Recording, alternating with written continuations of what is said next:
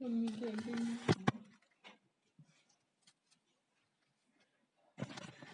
morning, students. Today we'll move to the next topic of the chapter, the strange case of Britain. The strange case of Britain, as the name you know that Britain generally is well known for its strangeness or the sophisticatedness and like last year you read all about that cricket, if you remember, means Britain, like the colonies which rule over India and other. So generally, they show their sophisticatedness and influence the people. If I say in one sentence, so let's see what had happened. And the strange case of begin means यहाँ पर भी जो उसका influence रहा, उसका बोलबाला रहा, वो कैसे रहा? We will discuss all these part in this module. So the model of the nation or the nation state, some scholars have argued, is Great Britain. Great Britain की आइडेंटिटी पे भी लोग कई बार क्वेश्चन उठाते हैं. कैसा? In Britain formation of nation state was not a result of sudden upheaval. मतलब ये कहा जाता है कि जो आज ग्रेट ब्रिटेन है एकदम से नहीं बना था और किसी भी एक रेवोल्यूशन का कमाल नहीं है. It was the result of long drawn out process. इसमें भी काफी कुछ उलट पलट हुई. ठीक है. So there was no British nation prior to the 18th century. ऐसा कोई नेशन नहीं था जो आज हम जिसको ब्रिटिश नेशन कहते हैं 18th सेंचुरी से पहले. The primary identities of people who inhabited in British LS were ethnic ones. यहाँ पर भी कितनी तरीके की मिक्स कल्चर थी जिसमें कि आपका English, then Wales, then Scot, then Irish. अब सोचिए 4 कंट्री एक देश में मिले जुले हैं. So all these ethnic groups had their own culture and political tradition. सबका अपना अपना था जैसे होता है. So, but as the English nation steadily grew in the wealth, importance, and power, it was able to extend its influence over the other nations of islands. तो ये दूसरे देशों पर अपना प्रभाव जमाने में काफी काफी हद तक सक्षम रहा, कैपेबल रहा. English Parliament, which over the other nation, English Parliament, which had seized the power from the monarchy in 1866. इसने क्या किया? monarchy से सब power ले ली and the end of protracted conflict and was instrument through which nation state with England at its center came to be forced. होता क्या है, जब इसने ये सब कर लिया तो इसी का ही रूल हुआ और इसी को लोग कॉपी करने लगे. किसको? ब्रिटेन को. So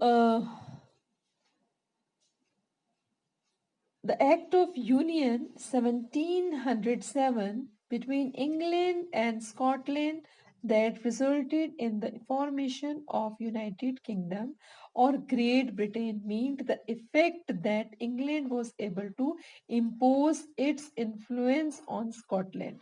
अब इसने क्या किया? एक एक्ट के थ्रू ये कामयाब हो गया अपना इन्फ्लुएंस डालने पे स्कॉटलैंड पे. And the British Parliament was henceforth dominated by English members. और English पे लोग जो है उसको मतलब ये उसने उसको डोमिनेट किया. मतलब ब्रिटिश पार्लियामेंट ने इसके साथ ही henceforth का मतलब इसके बाद जो था डोमिनेट बाय इंग्लिश मेंबर्स. तो ब्रिटिश पार्लियामेंट इंग्लिश मेंबर से डोमिनेट होने लगी. And the growth of British identity mean Scotland distinctive culture and political institutions were systematically suppressed. तो स्कॉटलैंड का जो कल्चर था उसको सप्रेस कर दिया गया, उसका कोई मायने नहीं रहा. अ Catholic clans that inhabited Scottish Highlands suffered terrible repression whenever they attempted to assert their independence. जब जब उन्होंने अपनी इंडिपेंडेंस के लिए आवाज उठाई तो उनको सप्रेस कर दिया गया. The Scottish Highlanders were forbidden to speak Gaelic, जो उनकी अपनी लैंग्वेज थी.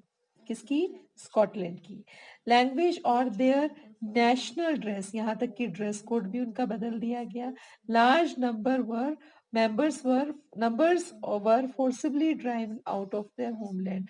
काफी लोगों को देश निकाला दे दिया गया, मतलब घर से बाहर निकाल दिया, घर से बाहर उनके अपने ही जगह से। मतलब मेंबर कौन थे, हैवियर कौन हुए, ब्रिटिश हुए, और बिकॉज इंग्लिश स्पीकिंग तो उनका मेनली जो था वो इस वजह से। So Ireland suffered a similar rate. फिर आयरलैंड की बारी आती है, वो भी सिमिलर फेट, यानी कि उसका भाग्य भी वैसा ही रहा जैसा स्कॉटिश का था। It was the country deeply divided between the Catholic and Protestant. ये जो कंट्री था ये ज्यादातर दो लोग पार्ट में डिवाइडेड था, कैथोलिक्स एंड प्रोटेस्टेंट। इंग्लिश, अब ये Catholic and Protestant, I just want to say you, Catholics और प्रोटेस्टेंट क्या होते हैं। क्रिश्चियनिटी जो है आपकी टू पार्ट्स में डिवाइड है, एक है कैथोलिक्स और दूसरे है प्रोटेस्टेंट। कैथोलिक्स क्या है, ओल्डर वन है, ये सबसे पहला है, ये चर्च के आदेशों पर चलते हैं। प्रोटेस्टेंट क्या है, इसमें बहुत बड़े बड़े मतलब लोग हुए हैं, ऑथर्स हुए हैं, राइटर्स हुए हैं, पोएट्स हुए हैं, जैसे कि एक आता है Martin Luther, king Martin Luther, जिसने की ऑब्जेक्शन किया चर्च की सत्ता पे, और उसने लोगों को एक तरीके से रीना से कहेंगे इसमें, आप लोगों का माइंड चेंज किया उसने, लोगों को अपने अपने तरीके से समझाया, और लोग प्रोटेस्टेंट रिलीजन में आ गए। तो कैथोलिक्स और ये दोनों रिलीजन तो एक ही है, बट ये क्या है, अपोजिट है एक दूसरे के। So, between the Catholic and Protestant, the English helped and Protestant of Ireland and established their dominance over largely Catholic country. अब प्रोटेस्टेंट क्या हो जाते हैं, सफल हो जाते हैं। क्योंकि प्रोटेस्टेंट सफल कैसे होंगे, अब इसमें एक और थोड़ा सा ट्विस्ट है कि प्रोटेस्टेंट हमेशा से क्या है, रिच है, क्योंकि पढ़े लिखे हैं, बिजनेस करते हैं, आर्ग्यू करते हैं, समझते हैं। कैथोलिक्स क्या है, पुअर है। तो ये भी एक फायदा हो गया, ठीक है। So the Protestant of Ireland established the dominance largely in Catholic country, and Catholic revolts against British dominance were suppressed. तो जब जब कैथोलिक्स ने रिवोल्ट करी वो इजीली सप्रेस्ड हुए।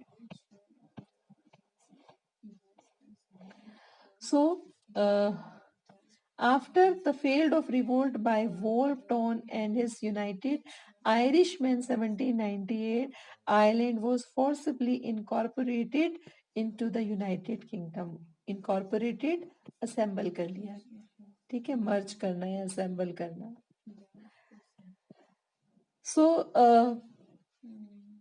in 1801, a new British nation was forced through the propagation of a dominant English culture.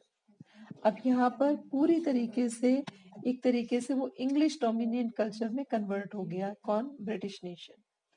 And the symbols of new Britain and British flag, Union Jack and national anthem, God save our noble king and English language. तो एक तो उनकी अपनी, अब यहाँ पर क्या चीजें आई नेशन स्टेट को बाहर निकालने के लिए, एक तो आया फ्लैग, दूसरी आई लैंग्वेज, तीसरे आए सिंबल, ठीक है, चौथा आया आपका एंथम, ठीक है। तो नेशन स्टेट बन गया। And actively promoted the older nation survive only the subordinate patterns of this union. Actively promoted, और इसने ये सब चीजें एक्टिवली प्रमोट करी, जो ये चीजें सब आई, नेशनल एंथम, लैंग्वेज, फ्लैग, ठीक है। And the older nation survived, और कोई भी पुरानी नेशन तभी सरवाइव कर सकती है as a subordinate partners of this union. मतलब वो भी इस यूनियन के जो सबॉर्डिनेट पार्टनर थे वो भी इसको एक तरीके से हेल्प करें या उसका सपोर्ट करें। So this was the strange case of Britain. तो याद रखना है, हम इसके पॉइंट सम अप कर लेते हैं कि इतना इजी नहीं होता किसी भी नेशन के लिए एक नेशन स्टेट बनना। तो इसके आसपास जो छोटे छोटे कंट्रीज थे वो हमको नाम याद रखना है। वो हमारे जो थे, आपका आयरिश था, ठीक है, वेल्स था, स्कॉटिश था, आयरलैंड था, ठीक है, इन सबको मिलाकर 4 कंट्री थे ये, Wales, Scot, Irish and English, ठीक है। ये सब मिलके एक कंट्री बने तो कि ग्रेट ब्रिटेन बना। तो ग्रेट ब्रिटेन, कई बार लोग कंफ्यूज होते हैं, तो उसका मेन यही है। और इसको मेन कारण क्या था, ये लोग सब इनको सप्रेस करता गया और सप्रेस करने के बाद एक इन्फ्लुएंस क्या था, मेन लैंग्वेज था। एथनिक सिस्टम रिमूव हुआ और एक लैंग्वेज रखी गई और बाकी जब ये डिफीट हुए तो ऑटोमेटिकली मर्ज हो गए। This was the reason why it is the strange case study of Britain. So try to take the revision. Thank you. Have a nice day.